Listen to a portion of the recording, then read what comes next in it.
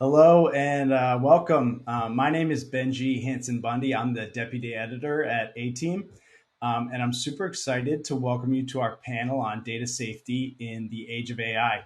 We've got some great programming for you today. We had 665 people register for this event, which just speaks to the intense interest around data safety now that everyone is trying to implement AI across their organization and into their products. A quick note about A Team. A Team is a platform that uses AI to bring together Ocean's 11 style teams of Silicon Valley product builders to build transformative technology. We work with everyone from hot AI startups like Inflection AI to Fortune 500 companies like Pepsi that are pushing digital transformation. If you want to check us out, there's some tabs at the top of your screen that you can use to explore us. And now I'm going to kick it over to our data expert in residence and the moderator for today's panel, Angela Wu. Hi, everyone. Welcome to our panel on data safety in the age of AI. I'm Angela Wu, a product manager and data scientist who's been working with data products for the last decade in Silicon Valley. I'm also part of the A-Team Builder community. I'm so excited to be here with you today to dive into our expert panelists' insights on data safety in this quickly evolving world of AI. So first, a bit of context. Did you know that over 80% of Fortune 500 companies already have teams using generative AI? That's a lot of people working with massive amounts of data. And it's so exciting to see that so many people are getting their hands dirty, creating infinite possibilities, and unlocking business value with these new tools. At the same time, it also means it's increasingly important to consider the safety of working with user data at such a large scale. So how can we navigate these complex data safety questions as we continue to push forward and innovate? As the panelists are discussing, we'd love to hear your thoughts too, so don't be shy. You can use the Q&A tab and we'll incorporate your most pressing questions into the conversation. And also look out for audience polls. You can answer them in real time, and if you have technical difficulties, just refresh, and that should do the trick. Now, let's meet our awesome panelists. First, we have Anjana Harve, a global chief information officer who leads transformations at Fortune 500 enterprises to unlock business growth, crucial pivots, and competitive differentiation. She's focused on healthcare and commerce and brings a holistic view on data safety, as well as thoughts on how to prepare enterprises for new technologies. Welcome, Anjana. Thank you so much. Really excited to be here, and thanks for this opportunity. Next, we have Michael Rispin, Director and Associate General Counsel at Sprout Social, where he oversees legal matters such as corporate governance, intellectual property, and compliance. He's interested in helping startups develop a roadmap for how to approach new projects in AI. Good to see you, Michael. Happy to be here. And last but not least, we have Anders Steele, who's the head of AI at Tonic, a startup that is developing innovative methods using synthetic data to help other companies use data safely as they build AI-based products. Welcome, Ander. Thank you, Angela. So let's dive into some questions. In every AI application where there's people's data involved, there's a balance between innovation and privacy. So could you please give us an example of how you've worked with companies to balance value creation with data privacy risk? Let's start with you, Michael. Sure. Data privacy is one of the major buckets of risk that you're dealing with when you're creating or using AI. Sort of adjacent buckets are also intellectual property issues and then managing the outputs of your AI. The risks that you're looking at that you really have to worry about are massive fines from regulators, algorithm disgorgement, which is when a regulator comes in and deletes your AI, intellectual property lawsuits from people who you may have copied their data and now they're not happy with you. And then the inability to sell your product to sophisticated customers who understand your product was made with bad data.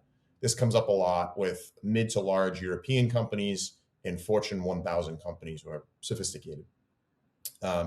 And one of the last consequences that we're seeing emerging now, which is really interesting consequences, the devaluation in M&A deals, IPOs, and lending transactions. So to dig a little bit deeper specifically into data privacy, you have to worry about the data that you're putting into, assuming you're making an AI. You have to worry about the data you put in when you train an AI, as well as the prompts that you're feeding it. So when you're using it. And there's real consequences here, like I mentioned. An example of the algorithm disgorgement, where they delete your AI, happened to Amazon recently, where they were acquiring data through Ring cameras without people's consent, and the FTC went in and forced them to delete their AI, costing them hundreds of millions of dollars. How do you solve this problem? You need a process for evaluating data before you let your engineering team add it to an algorithm or an AI you're creating. So you need to inventory your data. This inventory will serve as a great defense to regulators. It's also just a great business practice to understand what you're putting into your product. And part of that process should be sign off from higher level engineers or from a committee that understands these risks.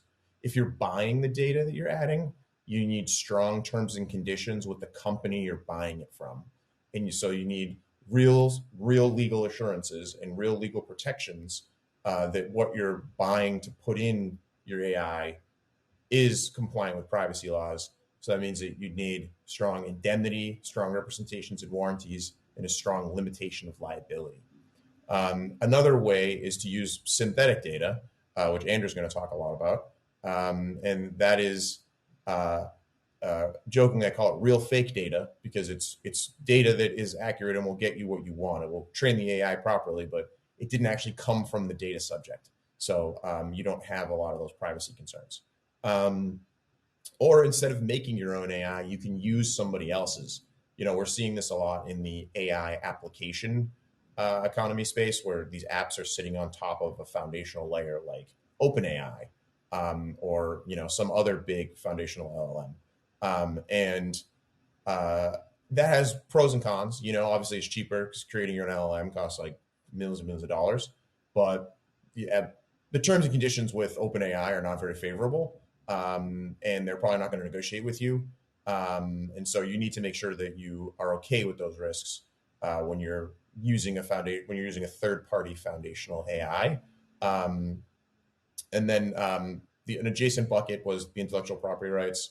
The big one there is copyright. We saw recently that a major video game studio, Valve, has been started rejecting games, like buying games or using them on their platform over copyright concerns, because the games were created using AI. And when you use AI to create something, it doesn't have copyright. There's no copyright attached to it. So if someone else creates a song using AI, no one can own the copyright to that. Not the person that created the AI, not the person whose voice that potentially it ripped off. You just don't. There's no copyright in it, so it's almost like nobody owns it. It's in like a gray zone. And then if you're using scraped data to create your AI, you're going to potentially run into copyright violations there, because you don't have the permission, likely, of the person whose data you're scraping. And the same thing occurs when you're buying scraped data to create your AI.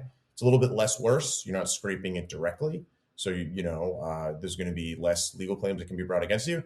But just possessing somebody's stolen copyrighted works is still a copyright violation. Like, to all the people who are over 35, 30 here, remember Napster, right? You download that, get a DMCA request, like, you didn't put the song on the internet, but you did download it.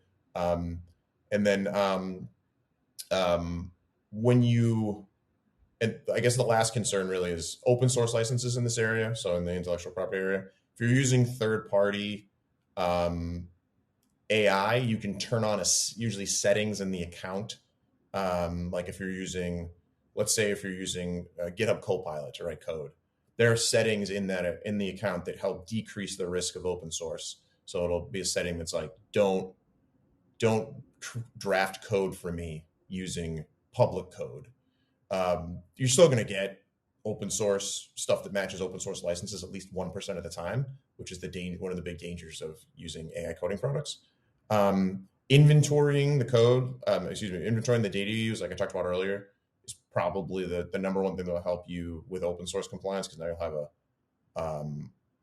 a list of all the data you've used, and you can match it up with the open source licenses. This will speed up and reduce cost in an M&A deal if you're looking to sell your product, your company. And the last bucket is just these output risks. What's the accuracy of the AI? Are you doing back testing? Is there a risk to your company's reputation by using this thing?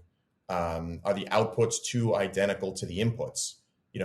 Obviously, if you scrape something off the internet to train your AI, and then it spits out something publicly or to a customer that looks exactly like a website on the internet, or exactly like an input, that's going to potentially hurt your reputation and result in a copyright lawsuit. We're seeing that with lawsuits by, for example, Sarah Silverman recently sued a foundational AI provider because some of the outputs that it's giving match exactly what's in her book. And so, you can't just copy people's books. You can fix a lot of these issues with an AI policy. Should really have a strong AI policy. And you can work with an on-site attorney who will get you an AI policy pretty easily. They're becoming more and more common now. This will help also be a defense to any claims anyone brings you. You can say, hey, I had this policy, I had my engineer sign it, or I had it as part of my employee handbook. And in that policy, you should talk about, we have humans review the outputs before they go out, things like that. And so having that policy will also help in an M&A deal, where they'll be like, how do we know that, that you use the right practices when creating this company? Creating this product. And you'll say, well, we have this AI policy, and everybody signs it. And they tend to be pretty happy with that in M&A deals. Michael. So those are probably those are the three big challenges that, I see, which is privacy, intellectual property, and output risk. And I think, again, the big solutions are inventorying your data, making sure that you enable the right settings in any third-party AI you're using to try and reduce a lot of these risks, and then having an AI policy that covers all these things. And eventually, I think what we're going to see is the emergence of AI use training, right? Like we all back in the day used to get Microsoft Excel training, right? And we use AI, and it's way riskier than Excel. And so I think eventually we're going to start seeing AI use training, until it becomes extremely common, amongst younger generations now.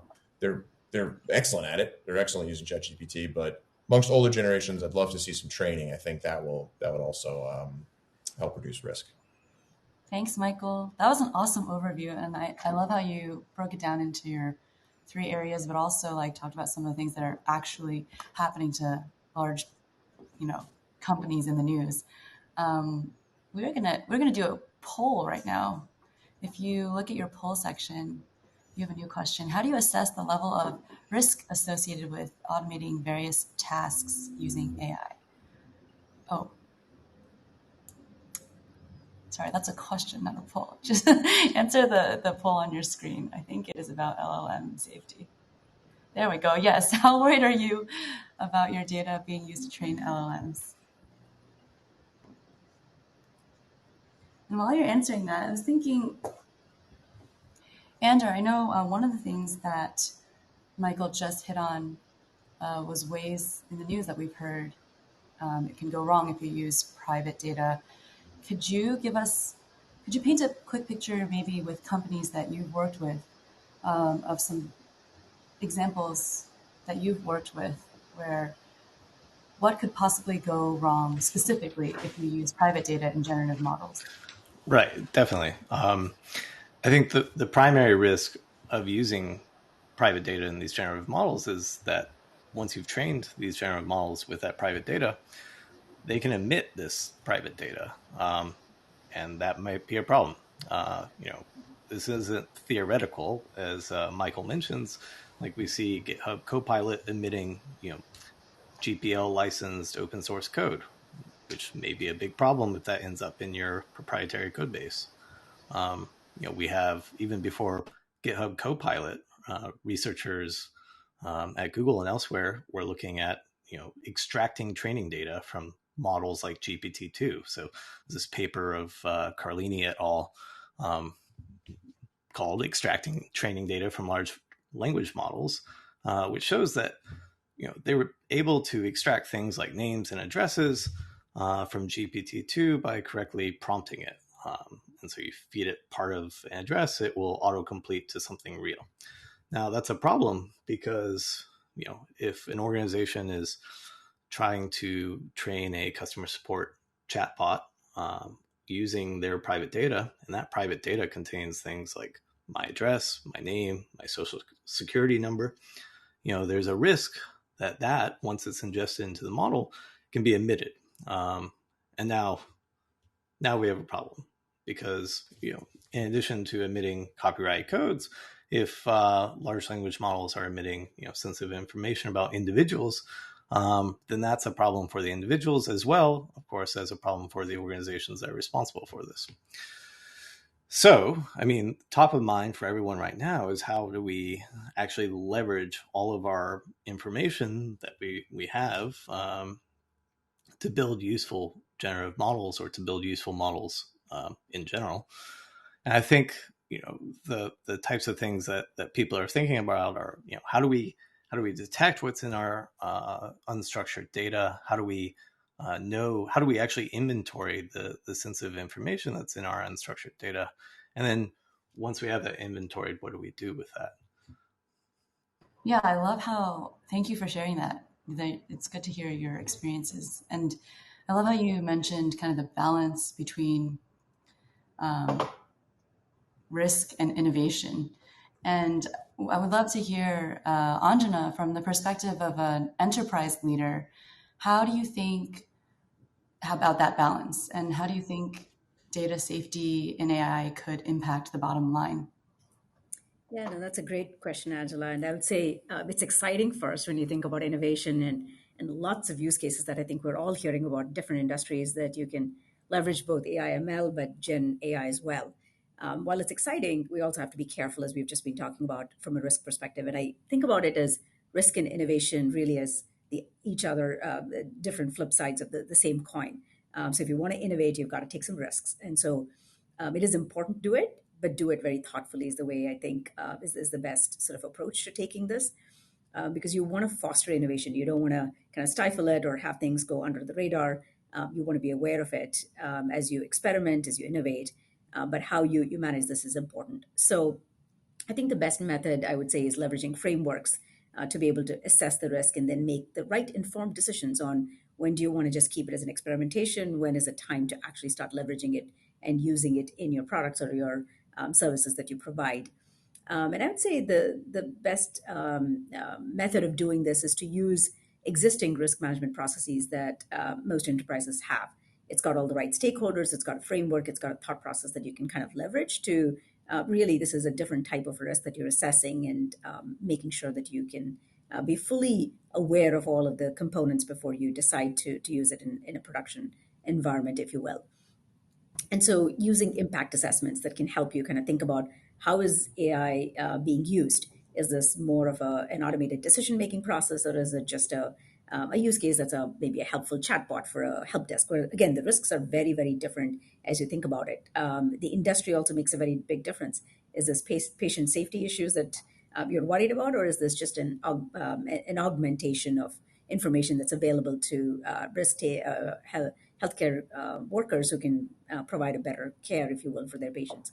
So I think understanding the impact assessment, the types of usage of AI, I think is really important as you kind of leverage these processes, understand the use cases. And I think AI it's exciting and it's very powerful, but I think with this power comes a lot of responsibility in how well organizations can use it. Because if you have the wrong usage, the wrong data, as we've just been talking about, it can exacerbate equity issues, a lot of things in kind of who gets which service. I mean, again, it all depends. There's so many use cases to kind of go through, but it can make a meaningful difference in a lot of areas, whether it's how much you pay for a loan, or it could be mortgage issues, it could be patient safety issues.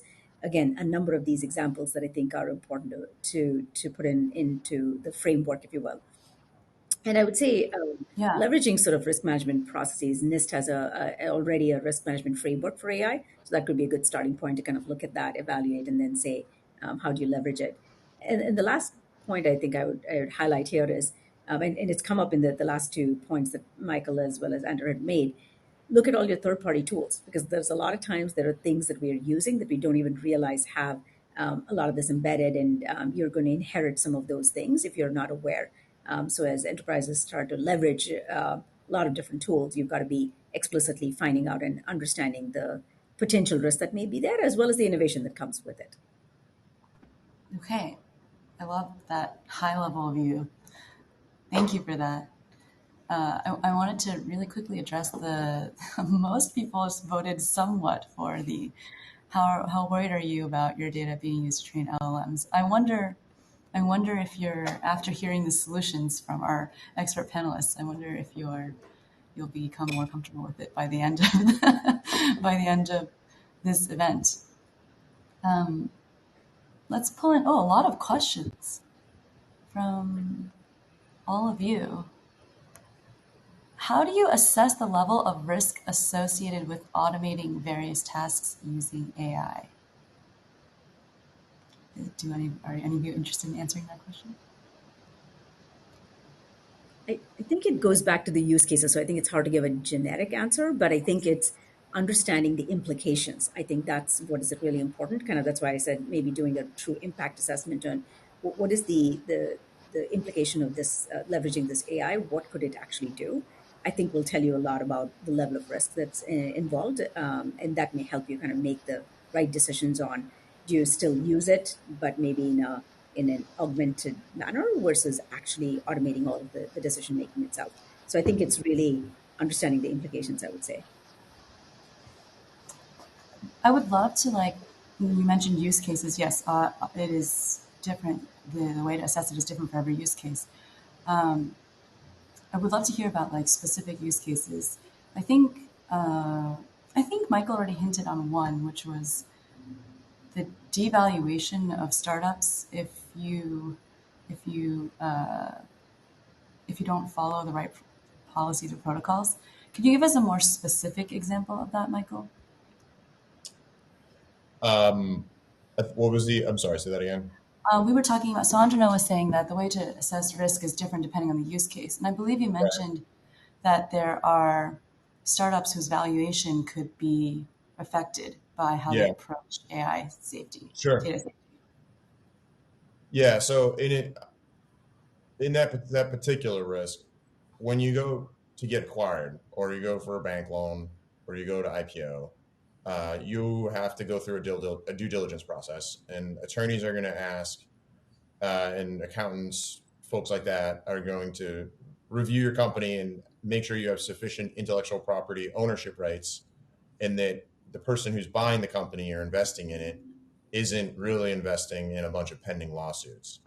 So if you built your solution using bad data, you basically violated the law but haven't been caught yet. And so they're going to devalue that. They're going to basically subtract what they think the risk is from the price of your company. And that stinks for people who spent a lot of time and money creating a company or creating a product.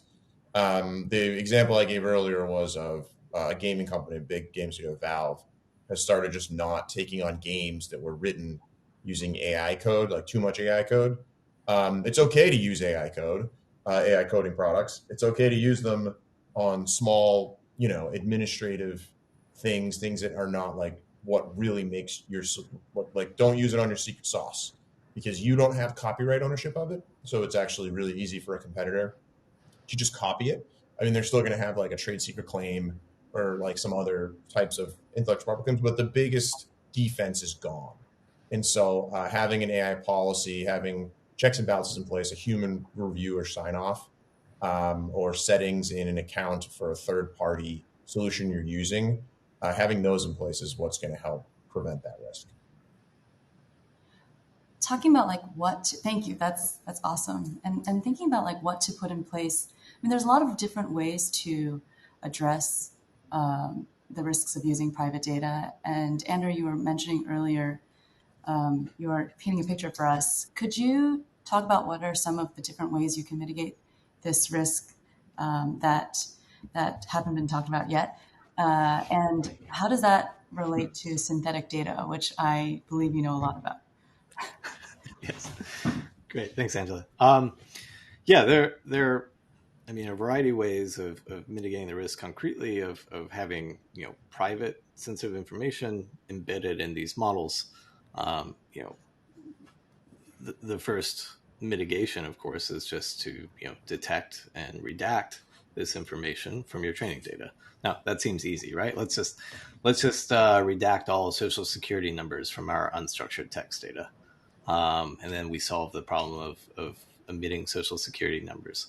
But that's actually pretty hard when you think about it, because let's imagine, if you will, that your data consists of voice transcripts. The transcription software may not always write down a social security number as like a sequence of digits with a dash, with a sequence of digits, with a dash, with another sequence of digits. It may be expressed as the letter, one, or the word 1, 2, 3, then the word dash. And so detecting this type of information in unstructured text is actually fairly subtle and difficult. But, at the same time, these generative models are capable of reasoning about text. And I say reasoning, are capable of doing things like zero-shot or few-shot learning, which makes these types of tasks much more tractable. Okay, so that's kind of speaking about the problem of detecting information in your unstructured data before you start training models on it. So you want to know what's in that unstructured data. Then knowing what's in it, you want to redact it, and you can redact it a number of ways. You could put in, you could just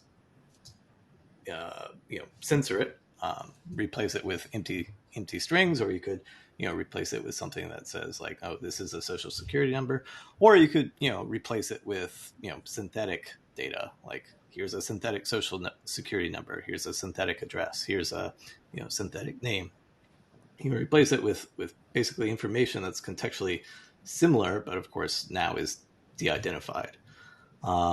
This is a lot easier to do in the context of structured data, where all your data is sitting in a nice relational database with columns and names of fields and everything. But there's a lot of interesting work going on right now on doing this on unstructured data. And then finally, rather than kind of mixing this de-identified and synthetic data approach, there's a purely synthetic data approach where you say, all right, I'm trying to fine tune a large language model to follow some instructions in a particular way. I'm going to just generate from another large language model or some other technique net new data that doesn't involve my sensitive data at all. This is a very challenging approach, but like it's a nice way to get started on quickly prototyping use cases, particularly like with third-party LLMs. If you want to just use a third-party LLM to figure out how to prompt this third-party LLM to solve a use case, like extract structured data from this unstructured data. Here's a bunch of examples that we just cooked up using other third-party LLMs to kind of give you a sense of what the structure of the data looks like, and then play around. This is a great technique for kind of quickly getting started without using any real data. And then, combining all these techniques, once you have some idea of what you want to build, and you have a nice idea of how this is going to work, I mean, ultimately, the real data is probably going to give you the most value. And so being able to safely use that with de-identified or synthetic forms of that is where we see a lot of people moving right now. And thanks for explaining these three different approaches. Something I'd love to understand is what are the cons of using synthetic data, risks? What is not good about it? Yeah, I mean, it depends on which kind of approach you're taking. Like if you're going to synthesize data by, essentially detecting and replacing um, real PII with synthetic PII, one downside there is that that process is only as good as your detection models. And like I was saying with the social security number example, off the shelf models may not be able to kind of extract that information, detect that information with a high enough degree of accuracy in order to be able to confidently use that. Now, so that's one risk or downside, is it requires actually some careful attention to your data and careful kind of evaluation of the performance of these detection models. On the side of using purely synthetic data, conjuring data from the ether using LLMs or other techniques, the downside is that data is not going to be rich enough. The the data that you can generate to tell a user story with GPT-4 is not going to give you anything that you couldn't already get from GPT-4. Now, I guess there's some interesting research from a few months ago about the strategy of using large LLMs to generate training data for smaller LLMs. That's kind of, we've seen a lot of this happen lately. I mean, there's the self-instruct paper. Then this was actually performed by the Stanford research group with the alpaca model. I guess sometime early in March. And then, as these open source models have been released, we see more and more instances of people using synthetic data to fine tune these open source models for things like chatbots or doing things like natural language to SQL query generation. Some of these applications are better than others. There's a nice paper called The False Promise of Imitating Proprietary LLMs, which kind of describes the pitfalls of this approach. Largely, I think the position of this paper is that the synthetic data that you generate from LLMs to train other LLMs is good for enforcing things like style, making your smaller LLM output data in a particular way, which could be useful for things like SQL queries. But it's not effective for introducing new knowledge into these models. And so that's one of these downsides of using purely synthetic data, is you're not going to actually, you may not be able to capture the ideas or the signal that you're trying to put into this model. That's fascinating. I was taking a lot of notes. Thank you for sharing that. Anjana, we touched upon something. Actually, my next question for you is the same as Joe's question in the Q&A. So thank you all for adding questions in the Q&A. You can still continue to do that. And so, Anjana, we've talked about having a solid data strategy for implementing AI at the enterprise level. And Joe's question is, what is your advice for getting started in a low-risk way so you can prove out use cases inside your org? I think this would be really interesting to hear from all of you. I think you could have different perspectives on this. I wonder if you can talk about this at the enterprise level, Anjana. Sure. Definitely, I think the data is kind of the key material here, right? As you think about AI and getting and leveraging all of this, it's so important and it's growing. It's from a volume perspective, velocity, all of this, it's exploding. And so kind of picking the right areas, I guess, back to the question that was asked, is important where you have the completeness of the data. There's a lot of things that you want to think about to make sure you've got the right area identified where the quality of the data is important, the completeness of the data, the accuracy, as well as kind of making sure it's a good representation, because you don't want to introduce bias or you're doing a training of a model where you don't have a representative sample of your customer base, for example, that you want to train it on. So you want to be thoughtful and mindful in kind of having a very intentional sort of data strategy overall at a holistic level. And even to pick an example or an area that you want to experiment, you want to make sure that you've got as best and robust as possible data that kind of helps you make sure that you're going to get the right value, if you will. So a number of things I think is important to kind of think about areas of data and being in enterprises, we have a ton of data. I think that's not, having data is not the problem. It's just having the right data and integrated data versus a lot of, sometimes just over time we've grown, you have a lot of silos of data that exist. So I think it's a lot of getting the basics right. It's just, I think AI is putting a spotlight on data. Not that we haven't had these challenges before, but I think just given the amount of and the importance of data for the performance of the AI tool itself, I think it's putting a really big spotlight and helping us to kind of identify. So I think for me, the advice would be get your basics right, kind of making sure that the right integration is there or the right data within your own enterprise can be well curated and giving you meaningful input, if you will, into the algorithm. Recently there was a study that IBM had done, kind of looking at sort of challenges with data management, and there was a lot of feedback when you looked across enterprises. About 47% talked about that there was issues with data reliability, and 36% still said it's unclear who owns the data within an enterprise, just because there's so many stakeholders, so many systems, and different ways of doing it. And I think 33% said that there was data silos and lack of integration, if you will. So it kind of paints a picture of the problems that exist within an enterprise and kind of how you want to tackle that and start to make sure that you find the right integration strategy, that you think about data quality, how do you cleanse it, who owns it. Data stewardship is important. Inventory of data, Michael brought that up earlier. Do you have a good inventory? Do you have a classification of what the type of data that's there, and the lineage that's there? Because all that starts to get to be really important as you're making decisions and kind of leveraging data even more. Having a good catalog, I think. So I would start with a lot of these foundational basic principles that I think are important. Good data governance, master data management, all of that I think is critical. I'd also encourage in your enterprises, if you haven't done it, sort of having good data literacy, because educating users on the type of data we have, as well as the challenges or things that have to be overcome, I think is important. But just the recognition that there's a lot of education, awareness, literacy that sort of needs to be brought in place to kind of help making sure that you understand the data before you start to leverage and use it. That's awesome. Thank you. I want to get back to some of those in the remainder of time that we have. Did you want to? Is there a poll? I don't see a poll.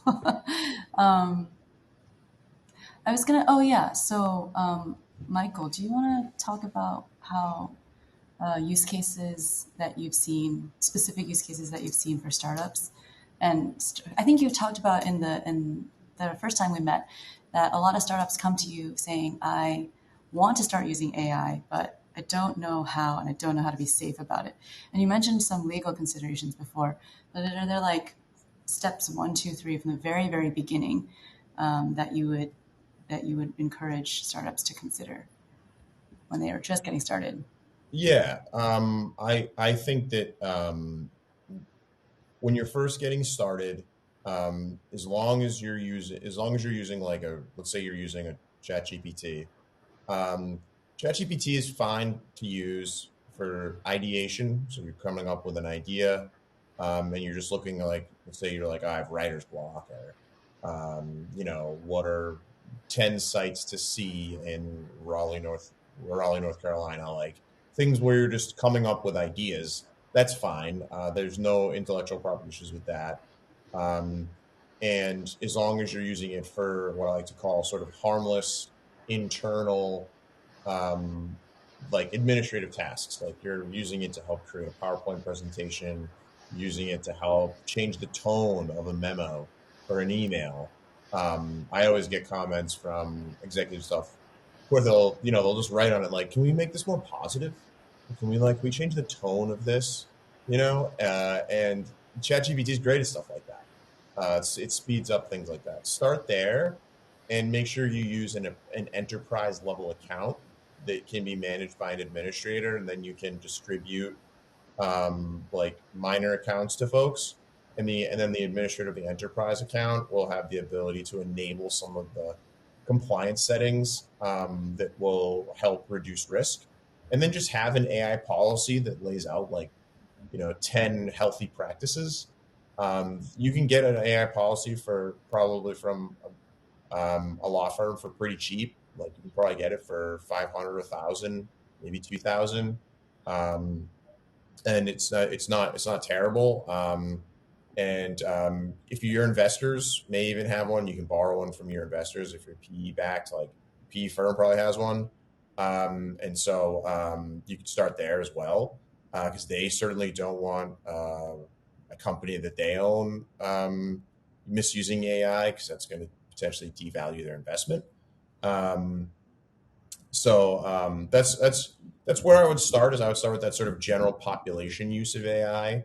Then you might want to graduate to, if you're a developer, doing using AI for coding. And that's a lot that has much deeper concerns on the intellectual property front. I wouldn't jump right into creating your own AI. Certainly, that is the most advanced use of the most advanced issue in AI. I would start out with just using third-party AI for general small things around the office.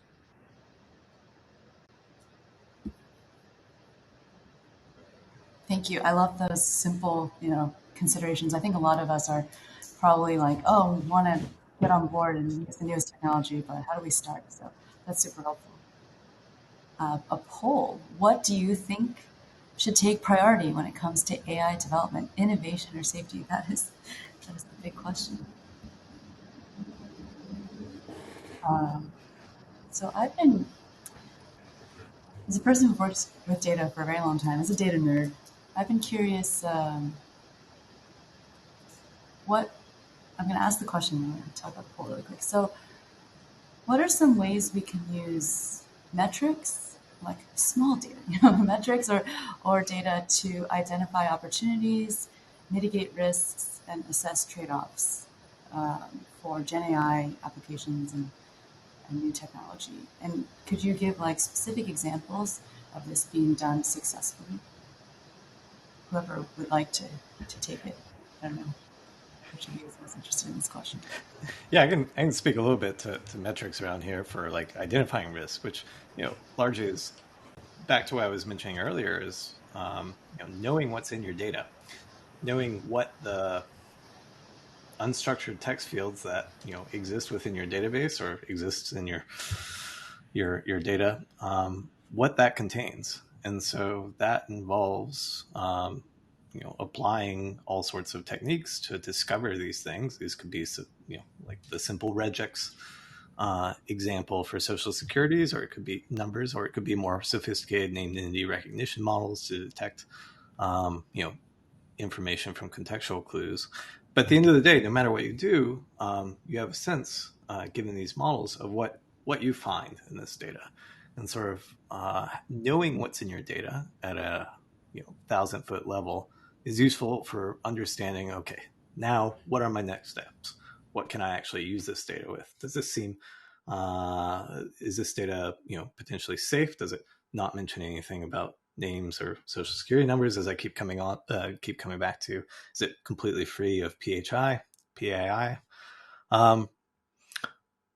This is an imperfect solution here, because, as I said, the detection is only as good as the models that you use, and those models really need to be tailored towards your data. But assuming you have such things, and that's a concrete metric for understanding. To be more precise, a concrete metric for understanding some of the risk is what types of PII are contained in your data. Very concrete example. Thank you.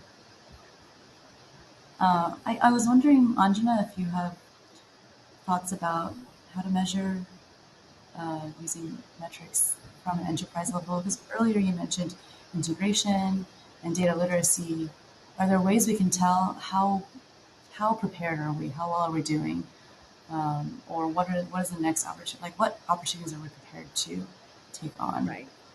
Yeah. No, I think the opportunities are plenty, but as we talked about, I think it's important to kind of thoughtfully do it. So one of the things we've done quite a bit is really looking at sort of piloting it. So using it in a few cases to experiment, take a little bit more time, just given in healthcare, I think it's a little bit, the implications are so much higher. So you don't want to kind of go down the wrong path. In one of the companies, we looked at sort of predictions of heart failure to be able to look at it and say, can we use it as an information to provide it to a healthcare practitioner so that you're augmenting and kind of giving them information, but ultimately a healthcare professional makes the final call on what do you do or not do. But we started that with a small group of pilot users and kind of really looking and spending a lot of time to make sure it was a good model that could be well understood, that we are seeing the results that we're looking, because a lot of this is real time data that comes in that helps you predict. So I think it's important to kind of identify the area, but also maybe take it slowly, depending on, as I said, how important and critical it is, and then use it as input, which is what we did, as another input to give it to the healthcare practitioners. So I think those are the ways to kind of maybe experiment a little bit before you go full blown and say, I'm going to roll it out at an enterprise level across the entire company to driving it. Yeah, experiment before giving it to everyone. That makes that makes a lot of sense. Thank you for that recommendation. What are the results of this poll? I'm curious to see how everyone responded. Oh, it's still very 50, 47, 53. Actually, more people think that safety should take priority. Oh, good. That makes me feel safe in this world. I think it's two sides of the same coin, Angela. So it's kind of interesting to see the poll results. And you're right, probably at this stage, being a newer technology, err a little bit more towards the safety side, which I can kind of see at least from the results here. So that's interesting. Yeah, and maybe it's that everyone understands that it's two sides of the same coin. They just had to pick one, so that's why it's 50-50. Yeah. We were talking of I think two of you mentioned educating on the topic of how do we educate people to what are the things that you wish organizations knew as they added AI and Gen AI into their products? And we talked about a bunch of these already, but I wonder, are there specific topics that you feel like everyone doesn't seem to know when they come to you, and that you wish that you could teach them about or tell them about? For me, it's that you can't sell what you don't own, and you don't own anything created by AI. So you just don't have copyright ownership. You don't have patent. Can't patent it either. And so when you tell that to executives who are always open to sale talks, they want the big check, they get very shocked, because you tend to think you own something when it's created and you save it to your desktop, whatever. You don't. And I think that once you impress that upon them, they tend to leaders of organizations tend to take it more seriously and start putting in a lot of the processes that this panel is advocating for. Yeah, I think for me, we've talked a lot about data, and as enterprise IT organizations, data has always been a big part of what we look at. But I think there's so many more nuances with regards to data that I think we traditionally probably haven't thought about as much, but AI really brings to the forefront, if you will.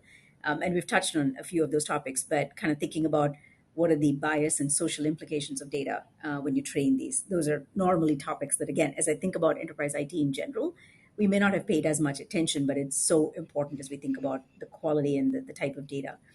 Copyright issues we talked about. Can you manipulate data? Can you use it to actually sway people to kind of think differently? There's so much, again, depending on where and how the use cases and how data gets utilized, if you will. Data controlled. Is there things that you can kind of change your own data if that's been used to modify or has been used to train a model? What if you don't want your data or it's wrong? How do you fix it? I mean, there's so many aspects of this quality testing of data.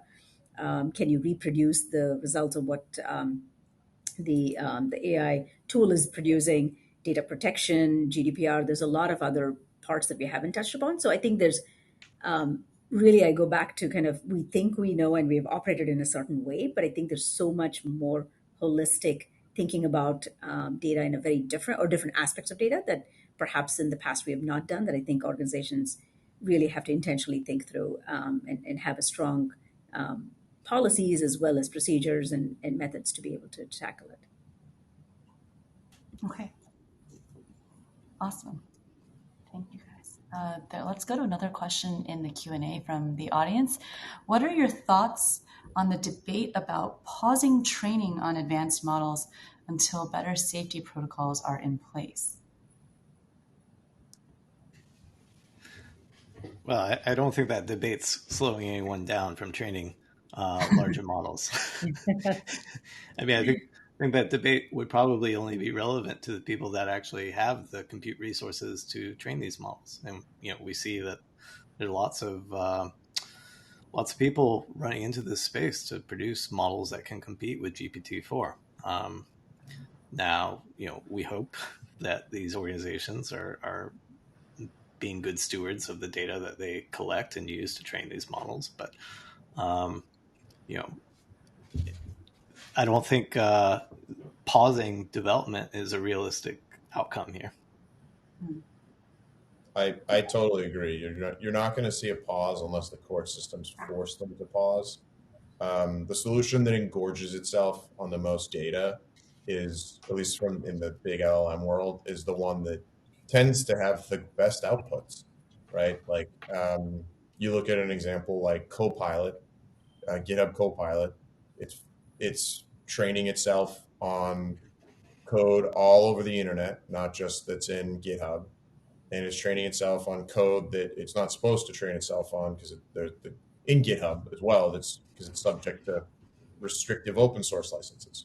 But GitHub Copilot is honestly, it outputs usually the best stuff compared to like a Tab 9 or some of the other like AI coding resources that just haven't trained themselves up on as much data. And so they're not going to slow down unless the courts make them slow down. But there are some lawsuits out there that could realistically slow down these companies or potentially even stop them completely, because a lot of these LLMs are basically committing mass copyright infringement. And that's really not fair to the people who did all the work to create the stuff that they put on the internet. Yeah, no, I have the same. I think I completely agree with my co-panelists. I think you can't slow it down, but what I think we can do, both at the institutional level, kind of being very, very cognizant, the good stewardship, all of that, to making sure, but also across industries to speed up the other side of the coin, which is really, let's have the discussion, debates. What do we need in place? How do we start to leverage all of these tools? So I think speeding up the discussions even more cross industries and cross functionally about the proper use of these while the innovation continues to happen on the actual LLMs itself, I think is the better way of going rather than trying to stop everything. Wow, that's really interesting.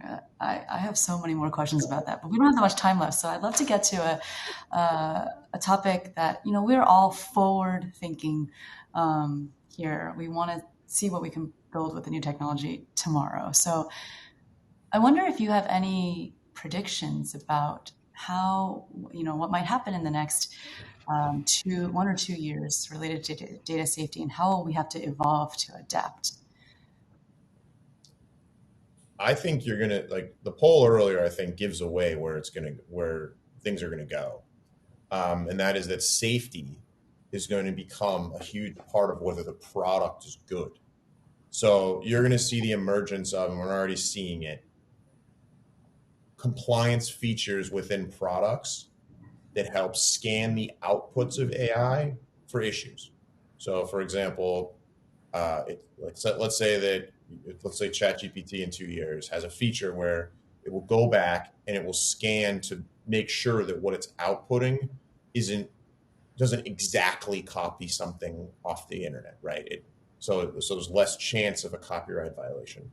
Or maybe it gives you a risk meter of, oh, well, this looks like it could be a data privacy issue. I think that you're going to start to see these compliance issues baked into the software, because that's going to help companies say yes to using tools. Like, I get brought in probably at least a couple of times a week into negotiating agreements for different AI products or AI features within existing products that my company, Sprout Social, owns. And what if there's a compliance feature in one that is really good, that helps reduce the AI risks, and then there's another product doesn't have the compliance feature, I'm going to push to purchase the one with the compliance feature. Also, I think that you're going to see synthetic data take off more, and particularly if you can go full synthetic, like that's great, because to Andrew's comments before, it really takes a lot of risk off the table. You might sacrifice a little bit of accuracy. Then if like real data is always going to be the best in terms of help creating the best outputs from the AI, but so basically, I just think that safety is such a top of mind concern that you're going to see the emergence of safety be an important part of AI products. Yeah. Yeah. So maybe just to add to that, completely agree. I think it's there will be more standards, of course, more frameworks, maybe standard tools that you can leverage, similar to the synthetic data we talked about. I think it'll start becoming a true competitive differentiator between products as you're choosing. I think it starts to really push on that, both from a quality of the data, but also how copyright issues, all of these things, right? So it starts to, I think, differentiate products. So it is probably one of the most critical things that'll start to help differentiate products in the market. Yeah, because people are not going to stop, as we've discussed, using these incredible tools. They're looking for ways to actually leverage their data. They're looking for ways to actually build the solutions that they think they can build. And I think, that's going to continue definitely, as everyone says. But the exciting thing for me here is that these models unlock a whole lot of capabilities for doing these types of detection, for doing these types of inventory, for like building synthetic data. And so I think we'll see definitely a lot of generative AI being used to make generative AI usage safe, which is exciting. I love that you are talking about how there's going to be standardization and we're going to value the ones that the products that have more compliance, because I think that also means that companies will be able to share with each other the best in class data safety measures. So we'll be able to all protect data together faster. So that's awesome.